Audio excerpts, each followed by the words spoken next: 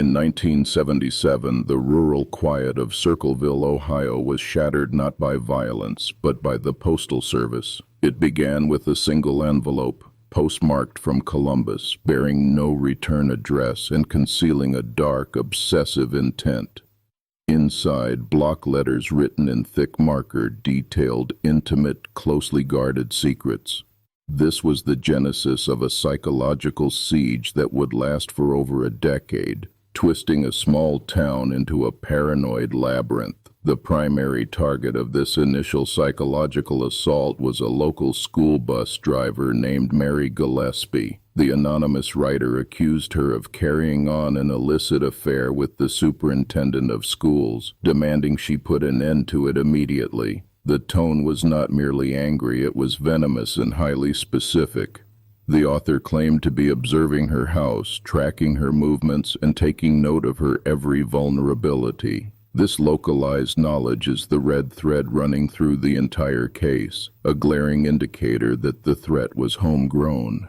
The writer knew the layout of Mary's property, the schedules of the school district, and the hidden resentments simmering beneath Circleville's polite facade. It suggested an offender who was embedded in the community, someone hiding in plain sight while feeding off the escalating terror they were orchestrating from the shadows. The campaign of terror soon evolved from poisoned pen letters to physical, lethal danger. Along Mary Gillespie's daily bus route, a handmade sign appeared, mocking her and her family. When she attempted to tear it down, she discovered a wooden box rigged with twine.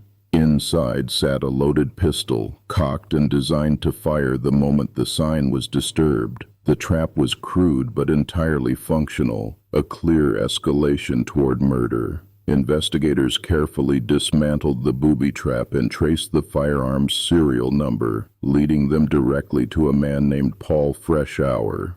Freshour was Mary Gillespie's brother-in-law, a man who had recently gone through a bitter separation.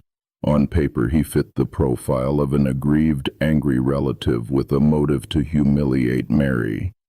The discovery of the gun seemed to be the definitive break the local sheriff's department had been desperately seeking. However, the interrogation of Paul Freshour yielded a frustrating wall of denial. He admitted the gun was his, but claimed it had been stolen weeks prior, a convenient excuse that investigators immediately dismissed. Yet, a search of his home and vehicle produced no markers, no matching paper, and no drafts of the threatening letters. The physical link between Freshour and the written threats remained entirely circumstantial, forcing investigators to seek alternative proof. Desperate to cement their case, the prosecution leaned heavily on the nascent science of handwriting analysis. Experts were brought in to compare the distinctive blocky script of the anonymous letters with forced writing samples taken from Freshour.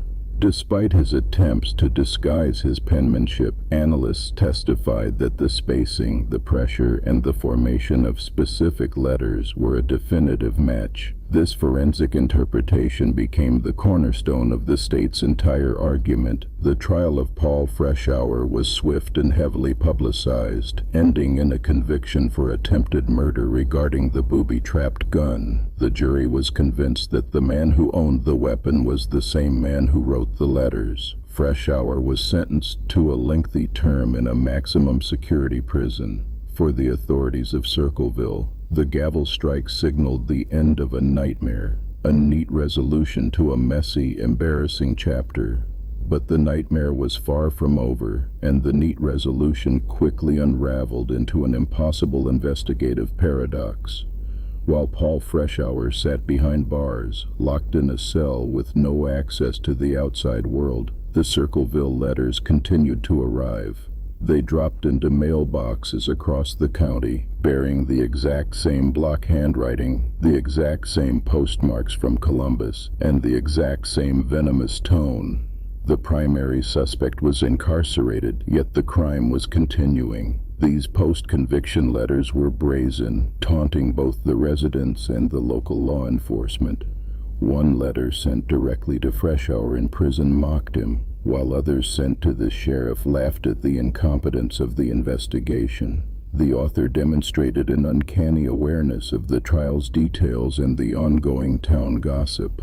The red thread of localized knowledge had not been severed by Freshour's imprisonment. It had only grown more entangled. Prison administrators placed Freshour in solitary confinement, stripping him of all writing materials and monitoring his every interaction. Despite these draconian measures, the letters kept flowing through the mail system. It was logistically and physically impossible for Freshour to be the author, stamping and mailing envelopes from a concrete box. The forensic contradiction was undeniable, yet the prosecution completely ignored it, refusing to acknowledge the gaping hole in their closed case. This glaring impossibility forced a reevaluation of the entire psychological profile of the offender. If Freshour was innocent of writing the letters, then the true author was a master of manipulation, perfectly willing to let an innocent man rot in prison. Alternatively, if Freshour was involved, he had to be part of a coordinated effort, utilizing an outside accomplice to maintain the terror. Both scenarios pointed to a deeply disturbed, highly organized mind. The continuation of the letters cast a dark, paranoid shadow over the town of Circleville. Neighbors looked at neighbors with renewed suspicion, knowing that the real phantom was still walking among them. The letters began exposing other secrets, targeting politicians, business owners, and police officers.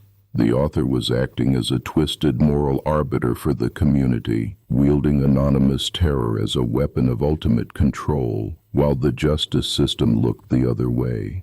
The specific details in these new letters proved that the author was actively surveilling the town. They referenced private conversations, secret meetings, and hidden financial troubles that no incarcerated man could possibly know. This evidence demanded a fresh investigation, a wide net cast to find the person who was actually buying the stamps and dropping the envelopes in Columbus. Instead, the local authorities doubled down on their original flawed premise. The refusal to reopen the investigation remains one of the most baffling legal failures in Ohio history.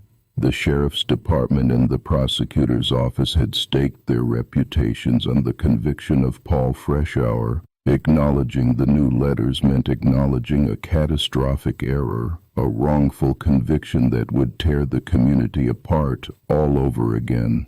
They chose institutional preservation over the pursuit of truth, leaving the real perpetrator free to operate with impunity. Decades later, modern forensic analysts reviewed the original handwriting evidence that condemned Freshour. By contemporary standards, the 1970s analysis was woefully inadequate, relying on subjective interpretations rather than rigorous, measurable data. The block lettering style used in the threats is notoriously difficult to attribute to a single individual, as it naturally masks the unique nuances of cursive script. The cornerstone of the prosecution's case was built on sand, a pseudo-scientific illusion of certainty. Compounding the tragedy, much of the original physical evidence was lost, mishandled, or destroyed in the years following the trial. The original letters, the envelopes with their potentially DNA-rich stamps, and the remnants of the booby-trapped gun vanished into the ether of poorly maintained archives. Without this crucial evidence, modern techniques like genetic genealogy or advanced chemical analysis cannot be applied. The trail has been permanently erased by the very people sworn to protect it. We are left to profile a phantom who maintained a campaign of psychological warfare for nearly 2 decades. This requires a level of obsession and grievance that borders on the pathological. The writer was someone who derived intense gratification from tearing down the lives of others, a coward who weaponized the Postal Service to exert power they lacked in their daily life. They watched Paul Freshour lose his freedom and felt nothing but triumph. The Circleville letter investigation went wrong because authorities committed the cardinal sin of investigative work. They fell in love with their first suspect. They found a piece of evidence, the gun, and forced the rest of the puzzle pieces to fit the narrative. presented a glaring paradox. They chose blindness over curiosity. The red thread was ignored because it led away from the man they had already caged. Today, the identity of the true author remains legally debated and completely unresolved. Paul Freshour maintained his innocence until his dying day, a man broken by a system that refused to admit its own fatal contradiction. The small town of Circleville still guards its secret,